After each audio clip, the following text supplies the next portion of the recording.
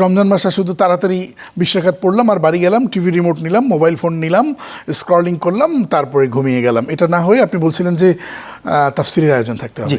এটা এই জন্যে বলছি যে কোরআনের মেসেজ যদি মানুষের কাছে পৌঁছে তাইলে কেবলমাত্র মানুষের সমাজ পরিবর্তন হবে। আচ্ছা, রাসূল ইসলামের সমাজে আসলে উপাদান কী ছিল? সেখানে কোনো ইউনিভার্সিটি ছিল? সেখানে কোনো টেক্সট বুক, অন্য কোনো টেক্সট বুক ছিল? সেখানে আপনি যদি বলেন ফিজিক্সের বই ছিল না, কেমিস্ট্রি বই ছিল না, সেখানে ইকোনমিক্সের বই ছিল না, সেখানে পলিটিক্যাল সায়েন্সের বই ছিল না, সেখানে সোশিওলজির বই ছিল না, সাইকোলজির বই ছিল না, মেডিকেল সায়েন্সের কোনো বই ছিল না। কী ছিল? ছিলই তো একটা জিনিস, তা কোরআন। এই কোরআনের মাধ্যমে তিনি এমন একটা সমাজকে 23 বছরের মাথায় এমন একটা সমাজ তৈরি করেন, মানব ইতিহাসে এরকম কোনো সমাজ কখনো তৈরি হয়েছে? কখনো হয় নাই। কি এমন জিনিস তার কাছে, কি এমন ম্যাজিক তার কাছে ছিল? একটাই তো, তা হলো কোরআন, একমাত্র টেক্সট বুক।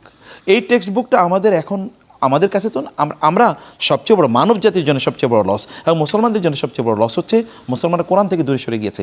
সামটাইমস আমার পার্সোনাল অনুভূতির কথা বলি, আমি যখন কোরআনের কাছে আসি তখন আমার মনে হয় সব ছেড়ে দিয়ে কোরআন পড়ি।